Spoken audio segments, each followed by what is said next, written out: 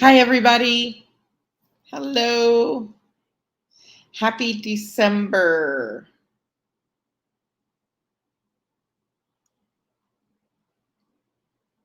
Happy December, everybody. Hope you are well. Hello, everyone. Great to see you. Thank you for joining us.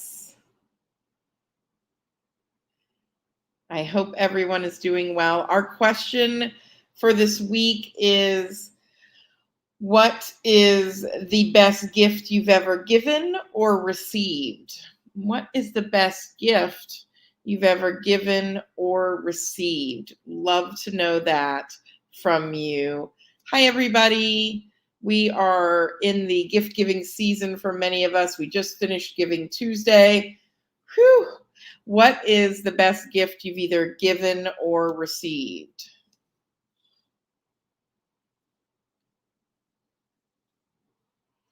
Tony says life. So someone either gave you life or you've received life. Good to know. That's a pretty big gift. What's your best gift you've either given or received? That's what we're asking today on December 1st. For some of us, it's start of Advent calendars. It's night 3 of Hanukkah, I think. Yep, day 3 of Hanukkah. Just double checking. Ooh, Eva, you have given and received validation. That's a good one. I get validation. I like that. Very, very good. Yeah, that's it's night 4. Thanks, Sandy. Day 3, night 4. Whew. They had a beautiful Hanukkah menorah lighting on the first night here on the beach. That was really cool. Iris received a trip to Italy to sing. That's really cool. I love Italy. There's an amazing fundraising conference there every May. I've been twice. I've been fortunate enough to go twice. And so it's fantastic. So if you ever are in May and you want to go to a fundraising conference, it's kind of a good one to else. But what's the best gift you've given or received? Just thinking about yesterday was Giving Tuesday. Today, hopefully for many of you, is Gratitude Wednesday, where you're leaning heavily into gratitude for donors. And now is a great time to put in some extra effort to thank your donors. So I hope that's happening. What else is news in your fundraising world? We have, for most of us, we have about 3 more weeks of work until we kind of wind down for the year. I said wind down, not wind down, but if you want to wind down, you're certainly free to do that as well. And it's funny because whining is a dance here in the Caribbean. So I was just thinking of all the tangents that my brain just went on. So it happens. It happens. You guys know I've got the attention span of a gnat some days. So, good times. So, Sandy's sharing feedback from a report she recently sent out.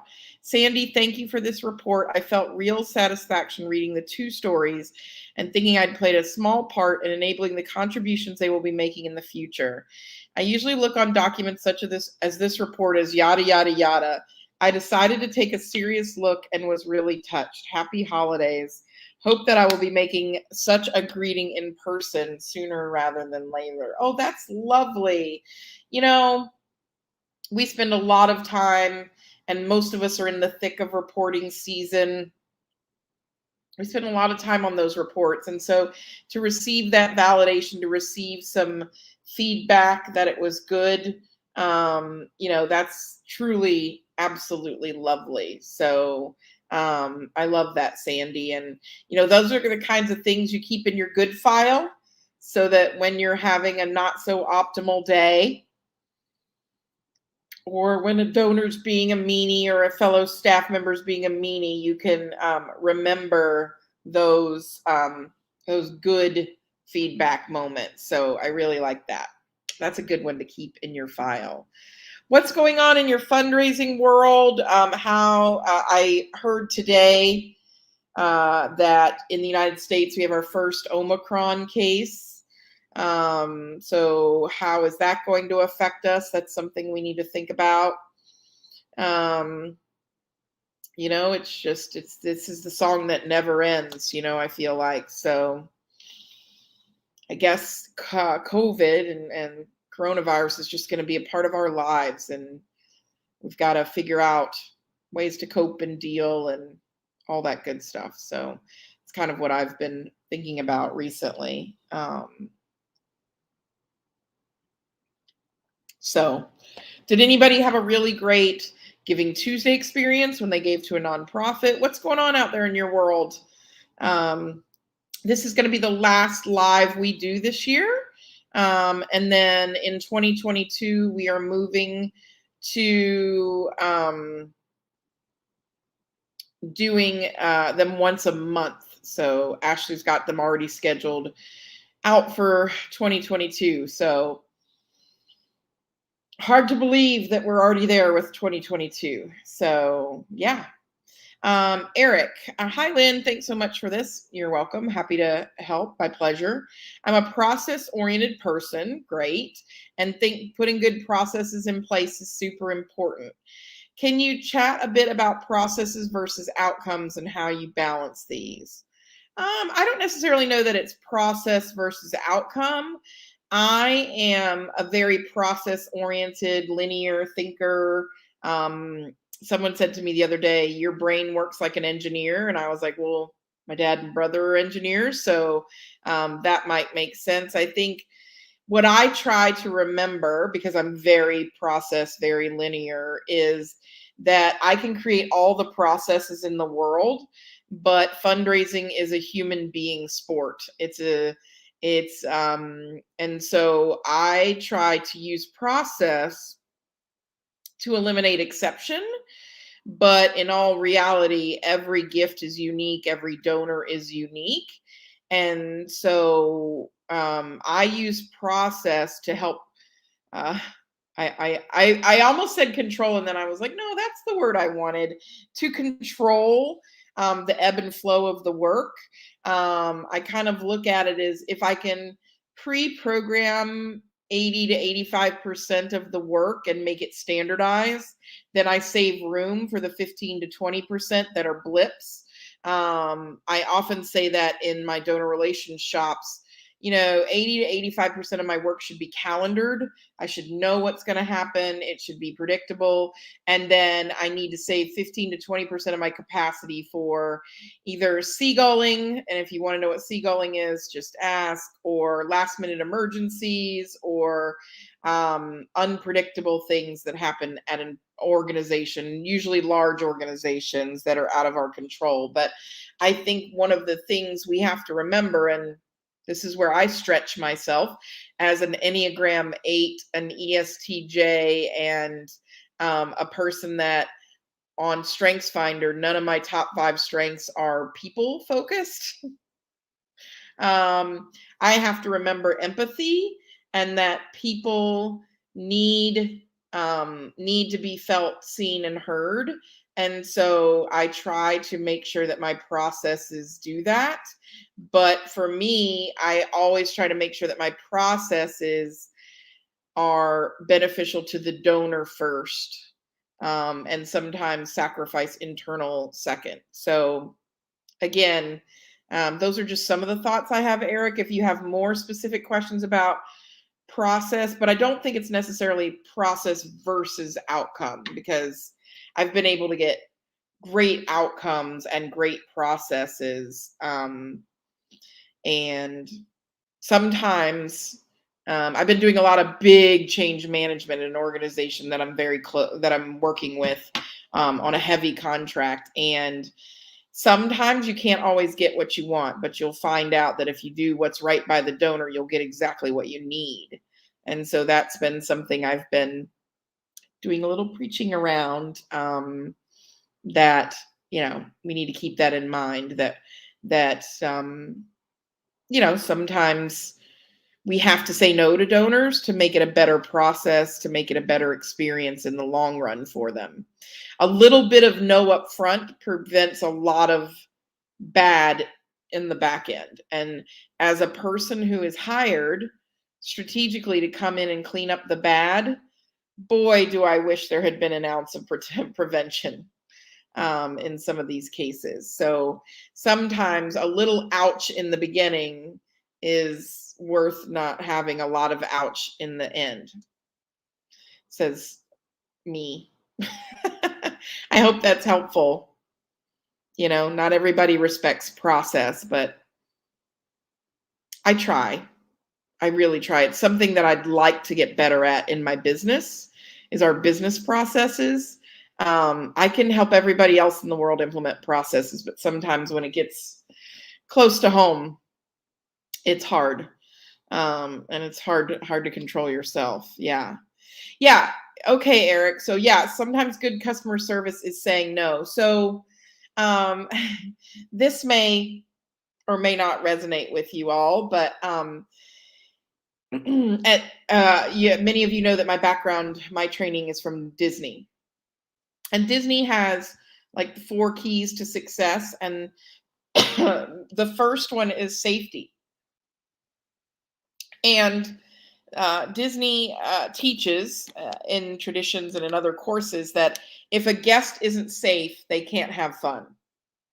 They can't enjoy, because there's an element of danger there. So I was helping a friend who's looking into working at Disney in retirement, and he was saying, okay, so a young person spills their drink while they're in line.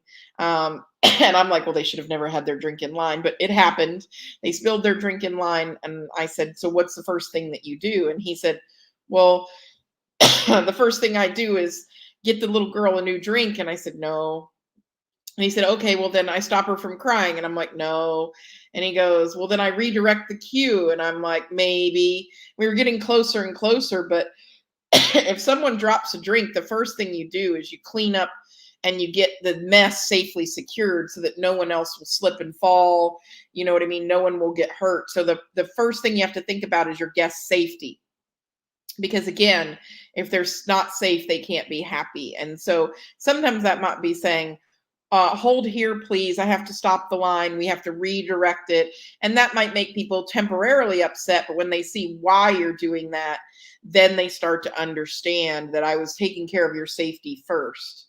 My favorite version of this is oftentimes when I was waiting on a family or a group, they have rope stanchions or chains in between 2 posts.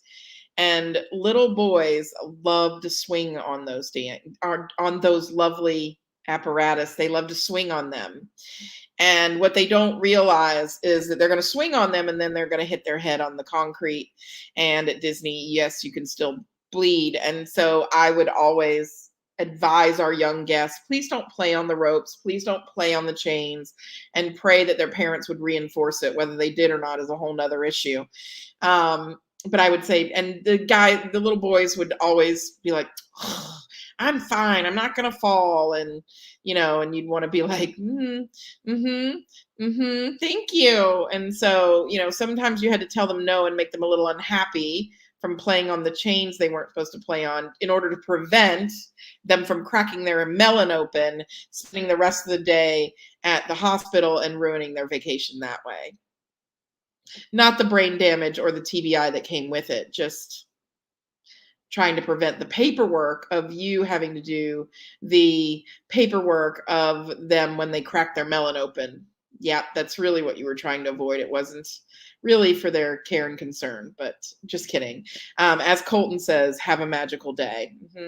Please stop playing on the chains. Have a magical day. Yep, all in one breath. So little boys in those chains, I remember them, and I would be like, God, get a hold of your kid.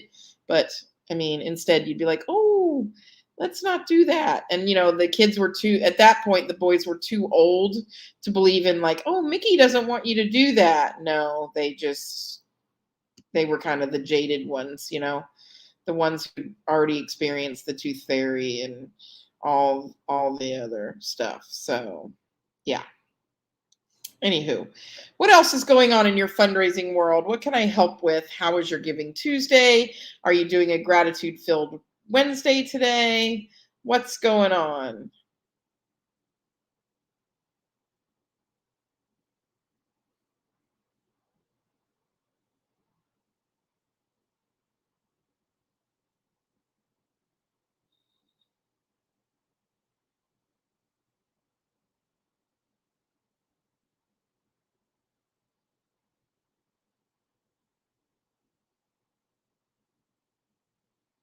Anything new in your world? Any questions you might have? Or I can just sit here and stare into the oblivion. Did all of you guys see our social media posts about the charity water email that we received? And I know we brag on them all the time.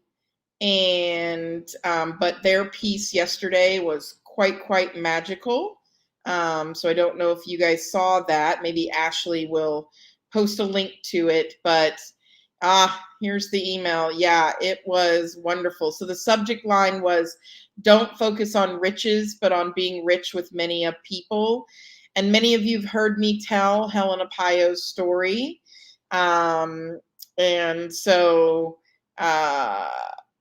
this is the continuation. Helen is no longer with us, but it tells the legacy of Helen in her village. And so it's just really beautiful. So hopefully you will all see that piece and be moved. I love that instead of asking on Giving Tuesday, they wanted to thank. And so, again, really special.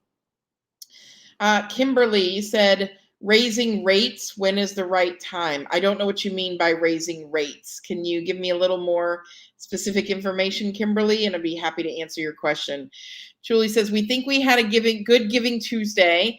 Oh, the data warehouse didn't refresh. Oh, that is, whoa, you know what I mean? So that's always a hard one when you're waiting.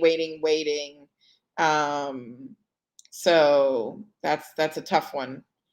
That's a really tough one. So yeah, but it'll come tomorrow, hopefully, and you'll be able to celebrate.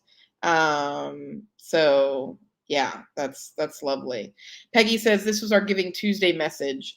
We want to take a moment on this Giving Tuesday to thank all the people who give generously of their money, time, and talent. This institution could not exist without your love and support." Nice. So, yeah. Peggy's trying to add a photo.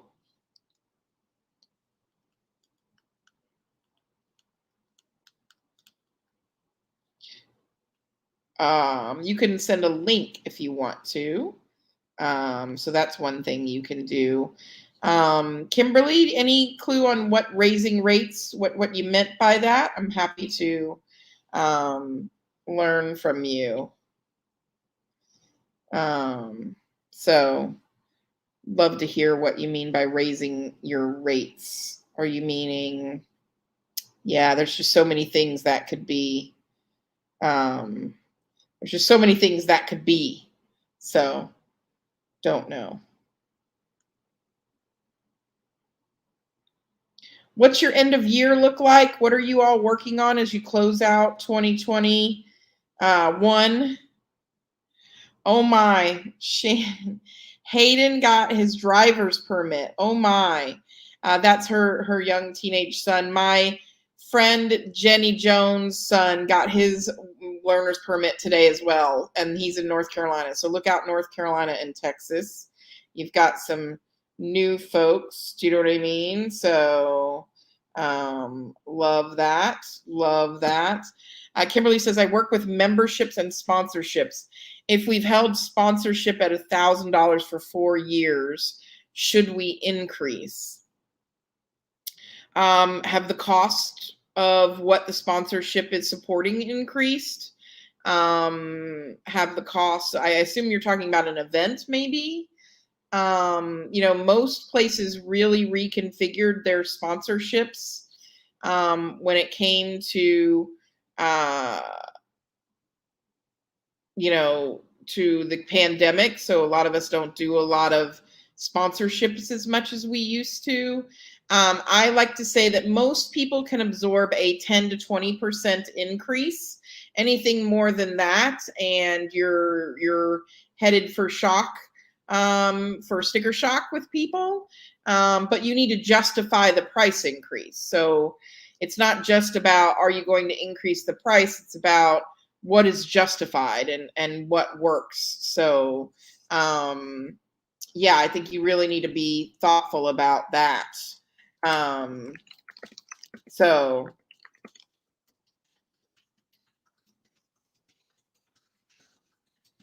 just something to think about. Um, okay. Lindsay, we are working on 2022 measurables. Okay. When we receive a major gift or principal level gift, multi-year commitment, that's obviously a win for the fundraiser. However, our job is to build stewardship strategies that can help with those outcomes. How are donor relations professionals tracking these details? I'm trying to show the positive giving behaviors that have happened before we implemented stewardship touches or before I started versus after I started. So, Lindsay, there are two main key metrics for donor relations in most shops. And the first one is donor retention. So that might be your overall donor retention or your first-time donor retention. So that usually is easily calculated out, and those retention rates should increase year to year with your presence. Now, we know that donor retention is also a combination of not just thanking behavior, but also asking behavior. So that's one thing. The second would be pledge payment. So, we know that with good donor relations behavior, we can increase pledge payment speed. So most major or principal gifts go on a 5-year pledge payment schedule. And if you can get that to any metric underneath 5 years, that would be something that would be a good indicator. I think the other thing to think about would be, what are the touches or the communications that you're having with your donors, and how is that impacting their satisfaction, again, their kind of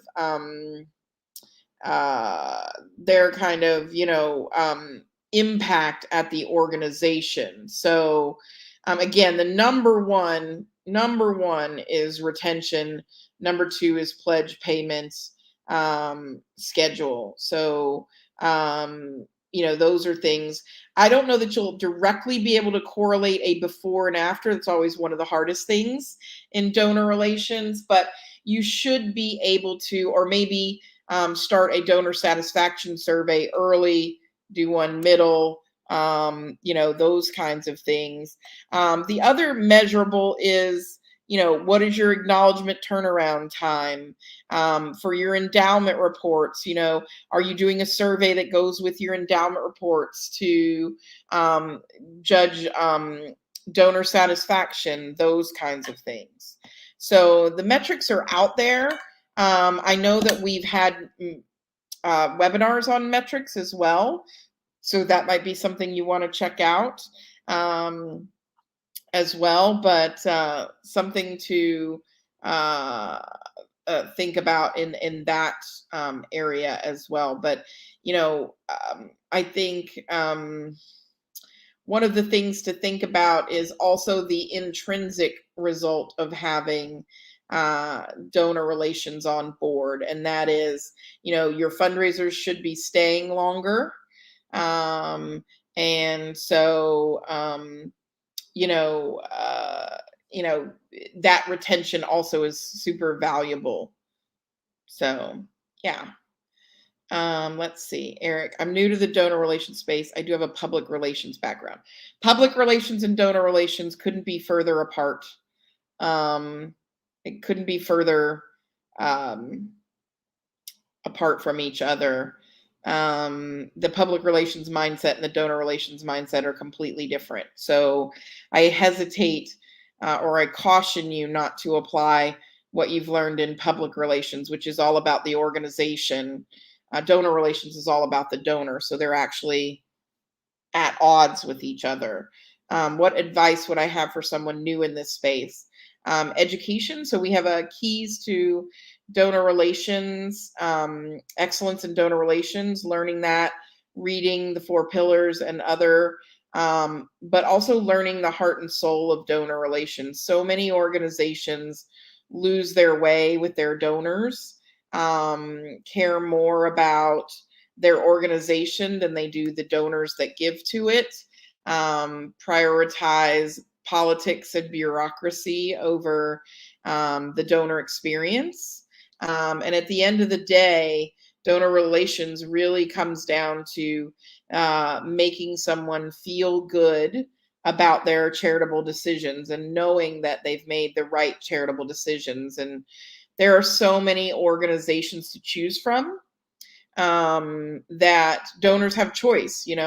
I've been struggling with a choice of my donations recently. I've been really let down and disappointed by the organization I care about the most, my alma mater. And so I've just put a pin in it and decided not to give to them anymore after trying and trying and trying. But they aren't dedicated to the donor experience at all. And so we've lost our top two donors, and many more of us are watching and holding our purse books back. So there's an opportunity for another nonprofit that I already give to take that top spot this year. And so I'm currently examining what I'm going to do. And so I think we have to be really careful about putting the organization before we put the donor and the student, or the donor and the recipient, or yeah, and that's why other messages strike so just strike so well. I received a message from the Monterey Bay Aquarium, and it was all about otters. And you guys know I started a company named Otter, and literally the money goes to, you can watch their otters live on a webcam. I mean, it was the cutest darn thing. Here, I will send you the link to the live sea otter cam at the Monterey Bay Aquarium. But it was one of the least institutional, funnest is not a word, I understand that, but best thing that I received. They really played up the impact that a human being could have. And so I think sometimes in all the process and the work, sometimes we still lose the heart of the matter, that donors are really good people. They're not all perfect, believe me. I've met some turds, but only 60% of the population gives, and we need to treasure each and every single one of those people as best we can within the boundaries that we can, and allow them to almost experience and be joyful about their philanthropy. And I don't sense, there's not a lot of joy in Mudville sometimes. So I really want us to get back to um, praising and thinking about the heart of those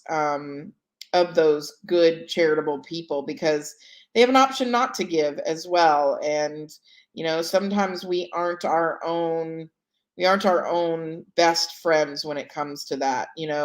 by the, and Giving Tuesday's hard. I believe in Giving Tuesday. I believe in that we have organized times where people recognize nonprofits, but then boy, sometimes the way we treat Giving Tuesday, like by the time I woke up yesterday at 5:30 in the morning, I had over 30 emails already sitting in my inbox, and that's a lot, as my friend would say. That's a lot. And so it indeed was a lot. And so yeah, how do we stop being a lot, and how do we start being a place of joy and a place that creates joy? So yeah, just something I'm thinking about in the work that we do and what we bring forward is balancing that. So yeah, you know, just things I think about. What else is on your mind as you? Oh, Eva. Ooh, that's a good. Do I have any thoughts about charity watchdogs like Charity Navigator? I have tons of opinions on everything. I think originally when Charity Navigator and others set out, they were kind of thinking, well, maybe we'll be like the Better Business Bureau of charities. And there are charities who maybe they bring in $1 million and they only gift out, $10,000 of that to recipients. There are scam charities. There are charities with, just, not so great things. But by and large, most nonprofits do great work and have amazing people working at them. And when they're ranked, and when you have to get badges, and when you have to pay fees in order to be ranked excellently, and when you take a ton of work in order to do that, I think, you know what I mean, like I think that's when it becomes convoluted. So that's what I worry about. um I worry about that. Are we spending more time pleasing charity watchdogs, and are they really watchdogs? Because if they were really watchdogs, um would they be catching some of those things before they ended up in scandal and other things like that? um there was an op-ed in Chronicle of Higher Education from a gentleman at an HBCU that said that having lower U.S. News and World Report rankings might affect their fundraising. It's interesting, because if you're a donor who doesn't know a lot about charities, how do you pick a good charity? And we know that the overhead myth is a real thing. So overhead isn't necessarily the same. And how do you know the difference? Do you know what I mean? Between all of them. And it's hard. There's more than 2 million nonprofits in the United States alone. I don't know Canada's numbers, but so how do you pick a good charity? And I think for me, how I pick a good charity is I take a look at how they spend their money, in terms of, are they spending it on the people that benefit, and for fundraising staff to keep, like, I don't want them to be so lean that they're creating their own impoverished environment, right?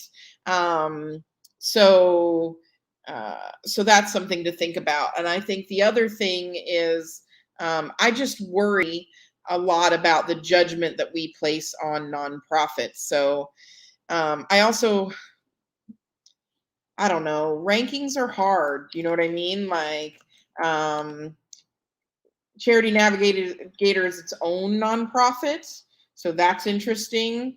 They have an administration to support all of that good stuff. I definitely think that information about charities is important.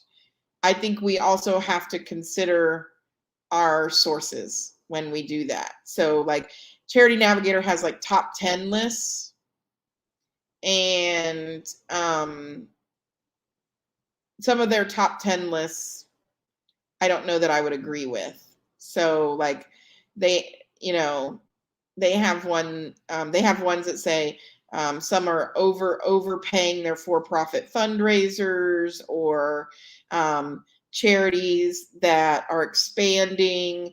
What's to say what's worth, like, again, it's just very different. It's just very interesting to me.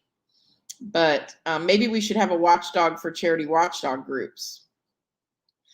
I don't know. I tend to go to personal experience. There is an industry around university rankings, and it's full of crap. I think university rankings are full of crap. So I'll give you a little bit of my story as a gifted and talented youth, as a person who had her choice. Well, many of you may or may not know, but I went to college when I was 16. I had skipped a couple grades. So when I went to make my collegiate decision, I applied to 23 different universities. Can you call that indecision? Maybe. I was shopping. I got into 22, including places like Princeton and Yale, and also public universities like my mother's Purdue and Indiana and Tennessee. And my safety school was Georgia Tech because it was in state. I went to high school in Georgia in the United States. And I didn't look at university rankings. And in fact, I had the opportunity to go to an Ivy League school, and I chose a large public university. I chose the University of South Carolina, the Honors College, which was a college within the college. I wanted the full college experience. I wanted, I didn't know, but I thought I wanted Greek life. I wanted football games on Saturdays. I wanted fraternity parties. I wanted, and I wanted an experience, and I wanted a place that felt like home to me. After all my acceptances, money came into factor. So then we narrowed it down. My mom and I was a daddy's girl, but my mom and I went on our college visits together. And I went and visited, I think, 7 or 9 campuses. I can't remember. I was young and influenceable. And I have to tell you that the moment I set foot on campus, the moment I started interacting with people, the moment I met professors, I knew where I was meant to be. I knew right away, and rankings didn't have anything to do with that. And I was a top super nerdy, like national merit scholar. I only missed one question on the SAT. So you would think that I would care about rankings and stuff. But if you look at rankings, a lot of it is, what do your peers think of you? They're not all legit. And so, I don't know, I ended up at the exact right place for me. Had I known what I know now at 44 for my 16-year-old self, I probably would have said, you don't need a 3.7. You can get a 3.6 and have a little bit more fun. I mean, I had fun. But you can get a 3.6 a GPA and have a little bit more fun. Still keep your scholarship. I was on a full ride merit scholarship called the President's Scholarship for out-of-state students. And that was our arrangement with my parents, is you could go in-state for free. But if you wanted to go out of state, I had to find a way to pay for it. And for me, when I visited some of the other campuses and interacted with some of their people, this was way before social media, way before Instagram, all that stuff. When I interacted with their people, I didn't feel like home. So for me, that's how you make your decision. So yeah. So that's what I say. Lindsay, can you start posting more regularly do's and don'ts for all things stewardship on your LinkedIn feed? Maybe I've just been missing them lately, but you used to post great examples that you got in the mail or others are doing at an event that I love sharing with my team and stealing, and even made sure we didn't make the same mistake. That's really good, Lindsay. So first of all, some huge news is that today December 1st is the first day of Ashley Welsh working for us as full-time marketing. So we now have a full-time marketing person, and one of her jobs is going to be beefing up our LinkedIn. LinkedIn, I think, is, Lindsay, we used to post criticisms on LinkedIn and don'ts as much as we posted do's. And I would get feedback that said, who are we to post don'ts? And people got upset by it because I was beating up charities. And I liked posting the don'ts because for me, it showed people what not to do. So we stopped doing that and started doing Donor Relations Guru Heroes, which are all positive things. So I think what we need to do is go back to having some balance between do's and don'ts, to be honest. Oh, I see Kevin is saying balance is the key. Yeah, because you can learn from other people's mistakes. And so that's a great takeaway for me and Ashley and the team, because I switched to only doing heroes. And I love giving criticism, don't get me wrong, but people were very ouchy about it. And I think you kind of got to know when people make mistakes. So, but I take that feedback, and we'll commit to doing some more balance in do's and don'ts. So, and we'll work on doing don't with more empathy and kindness. How about that? And you're right about rankings being manipulated. The dean at Temple University just got put in jail for lying about their rankings. And it happens all the time. The numbers, stats can be manipulated. Yes, we are so excited. This is Ashley's first full-time day. It's a huge step. And you know what, Julie? That's a great idea. Maybe a don't comes with a how to do it better. I like that. So I need to be softer and kinder about my don't, because sometimes I'm just so freaking horrified that I'm like, how could you even do this to a donor? Sorry, but that's true. And so maybe a don't comes with how to do it better. Yeah, we're always looking for feedback, but we are going to lean into LinkedIn, and we're going to lean away from Twitter because our audience really isn't highly engaged on Twitter. So we're going to be leaning into LinkedIn, Facebook, and leaning out of Twitter a lot. So again, it's all a learning process, but yes, Ashley is here. She's all ours. I made her quit her other job. I stole her. And I have to say, I'm really excited about having her attention full time. We have so much exciting content planned for 2022. We're going to be using much more video, just lots of marketing. It takes a lot between Shannon and Ashley and the team to keep this business afloat. We have 11 people who are working hard. We have, software now, and we have services, and we're kind of doing some really good stuff. So, Kevin, I have some good news to share. I will be presenting a full session, yay, at K7 this coming February, March. How to speak planned giving. I like it. It's a great topic. So someone just asked, let's see, Iris, planning to record a New Year's thank you appreciation video for our Planned Giving Society members. Any tips? I think number one, de-emphasize the society and up the people that are in the society. So that's the first thing I would give you advice on. I think when you think about legacy giving, I think about what do I want to accomplish with my gift? What do I want to see in the future?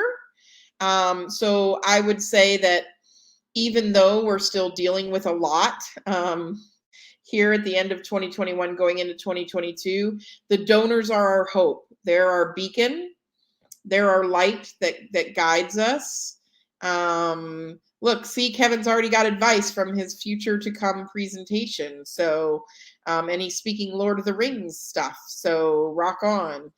I think also talking about what a gift it is to be surrounded by generous people, and to know like that every day there are people that care about those in need.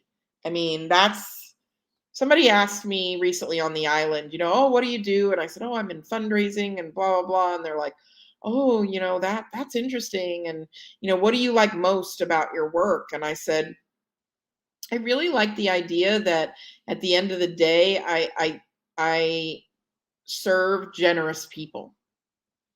And, like that's really cool. So, you know what I mean? So I really like that idea. So think about that. So just something to think about. But again, look straight into the camera. Do a couple of takes if you need to. Oh, when I film videos, I forget to breathe a lot. I know. Breathe. Breathe, breathe, breathe. So, don't forget to breathe. And it's okay if you make a mistake. It doesn't have to be perfect. Be who you are. So, those are things I think about. So, just things I think about. Yeah, my pleasure. And thanks to Kevin for adding in. Yes, I only tell living donor stories, not memorial stories. Not only are they sad, they don't inspire giving. And if you need help in planned giving world, Russell James is your dude. Russell James knows everything there is to know about planned giving. I feel like he's like the mecca of planned giving knowledge. So yeah, he's awesome. Yeah. Any other questions? Lindsay, looking for helpful tools to prepare me for campaign mode and stewardship. I've never worked on a campaign before and don't know where to start. Is your campaign in the silent phase? Is it in the public? It depends on what phase you're in as to what you need to focus on. If you're in the silent phase of a campaign, the most important thing you need to do is process, procedure, and policy. They are not sexy.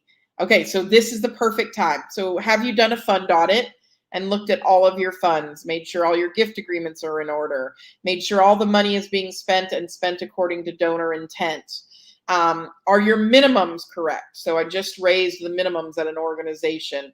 So that's the time to re-examine your minimums for funds, what restrictions you're going to allow, redo your gift acceptance documents, redo your naming documents, put in your morality clauses. That is the time to get all your ducks in a row. You need to advocate for staffing in the silent phase. Because by the time the campaign's over, it's too late. You got to get your paw in there and say, we need people in order to do this work. So policies and procedures.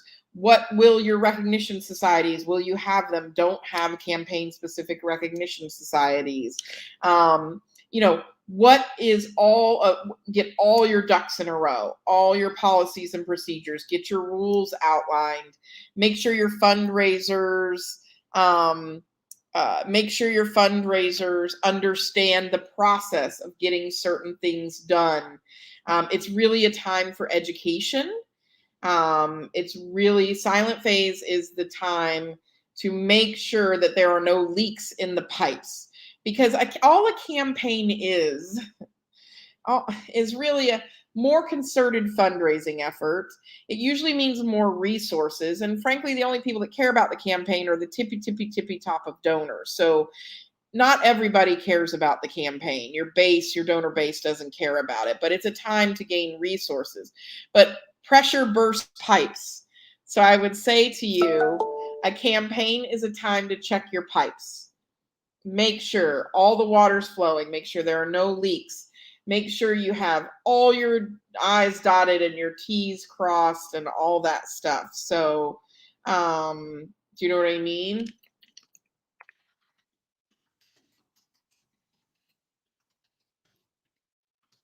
So that's what I think to you. Hope that helps. But pre-campaign, pre-public is really, all your greetings and salutations. Woo, make sure those are updated. Acknowledgement language. Yes, so are we supposed to be writing these policies or leadership? Yes, it's your job, hun. In combination usually with advancement services, like on gift acceptance and things like that. But yeah, we write them and then leadership approves them. Yep, our job. Our job and our privilege. So, yep. And there's tons of examples of those policies out on the interwebs, on my site, on other people's sites. But yeah, acknowledgement language is a great one that Julie pointed out, because there should be campaign branding happening in the background. And so you'll want to know what are going to be your top fundraising priorities, things like that. How often should language and templates be updated? Language and updates, language should be updated minimum once a year. Ideally, so there's good, better, best on this thought, right? Is how I do this. Good is once a year. Better is twice a year. Best is once a quarter. The fresher the language, the better. And it helps to refresh your templates. It's just, it's good. The world changes a lot in 3 or 4 months. So yeah, I'm just a big fan of fresh language. So yeah. Katie says, I need more on this. I just wrote a story highlighting plan giving. 4 of 5 donors have passed. Yeah, no, you want to feature donors that are living, that are giving, which you are with their family members. But yeah, so if you need more on this, there's tons of plan giving content out there. We have webinars. Russell James, anything Russell James does is brilliant. He literally has a PhD in it, and he has stats to back up all of his stuff. He's all his content on LinkedIn is great. He also gives away a lot of his stories. His slide decks are free. Anything featuring him, but no live donors, not living principles, not dead folks. Sorry, but so even though those are living family members, you really, really want to focus on people leaving a legacy while they're alive.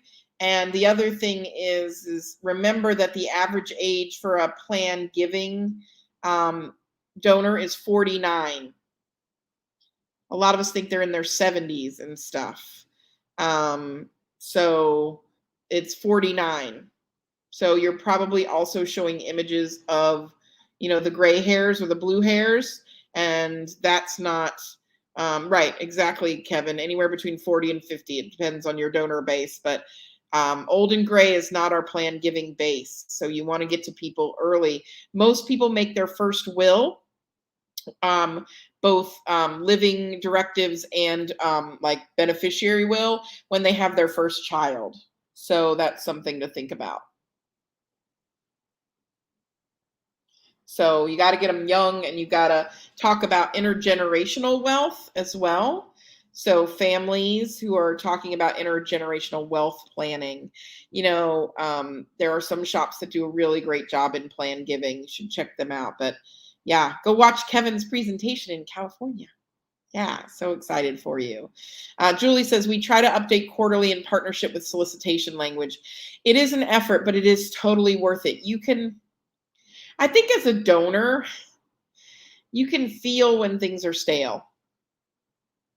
You really can feel when things are stale or tired, or that they didn't put their all into it. It's just another wah, wah, wah, wah, or as I call them, Mad Libs thank yous. Like they all start to blend together and look alike, which is why we have resources out there for you to share.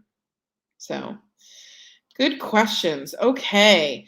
So things to think about as you go into the end of the year. That is Gift processing's worst time of the year. Sorry, I'm having flyaway frizz issues today, or static electricity at the house, and I don't have carpet.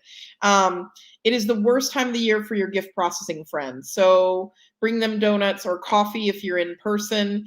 Offer to open envelopes or help them out by answering the phones. They're going to be under a lot of pressure. If you're writing acknowledgments, see if you can get ahead of the game at year end so that when you come back in January, you aren't inundated with acknowledgments. So maybe pull a list of donors who always give at this time of the year. But also remember that for many people, the holidays are the toughest time of the year. For many people, they're the most joyous time of the year, but for other people, they can be the hardest time of the year. Mental health tends to take a dip. People spend holidays alone, or they spend holidays with their family that they really don't like. And so, holidays are a time to reach out to people, even just to say hello, just to give a little joy, to spark a little joy. But remember also that holidays are very, very difficult for people. My mom has trouble with the holidays because her dad dropped dead on Christmas Eve in a grocery store. And so she has a tough time with Christmas Eve. And so it feels very solemn to her. So she listens to Ave Maria, and that's her favorite Christmas song.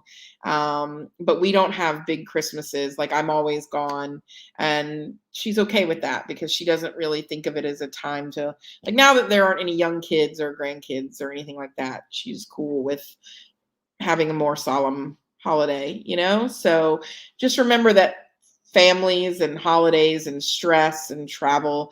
So make sure that you're taking good care of yourself in self-care. I'm going to be shutting down the business on the 21st for the end of the year, and we're going to be off through January 3rd, I think it is. It is a good tough time for colleagues. People's health tends to, there's just a lot that goes with the holidays. So make sure you're doing some self-care. Make sure you're caring for those around you, your colleagues in gift processing, your colleagues who are trying to close big gifts, yourself trying to get maybe reports out the door, or just make sure that also remember that what we do isn't life or death, and that there are things that are life and death, and keep it in perspective so that if somebody makes a mistake, it's not the end of the world.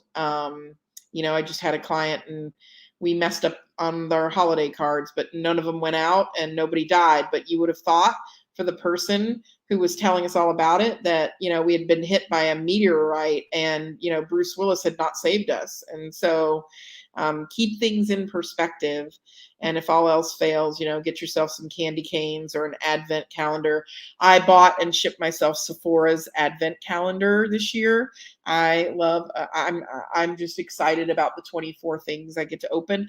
I shipped a ton of people Good Caramels advent calendar this year. I sent it to my whole team. Yummy, yummy caramels with yummy, yummy messages that are handmade by a small group of people in Montana. They're so freaking yummy. I don't like chocolate, so if you like Good Caramels, they're really good. So I want to tell you all that I'm so grateful for all of you. I'm so blessed to have you. This will be our last one of this year. And we'll be back in January in the 3rd week. And I wish you all happy and healthy, and reach out if you need anything. We're always here for you. We're always here to help. So hope you all are well and stay healthy, and can appreciate some time to yourself the end of this year. Have a good one, folks.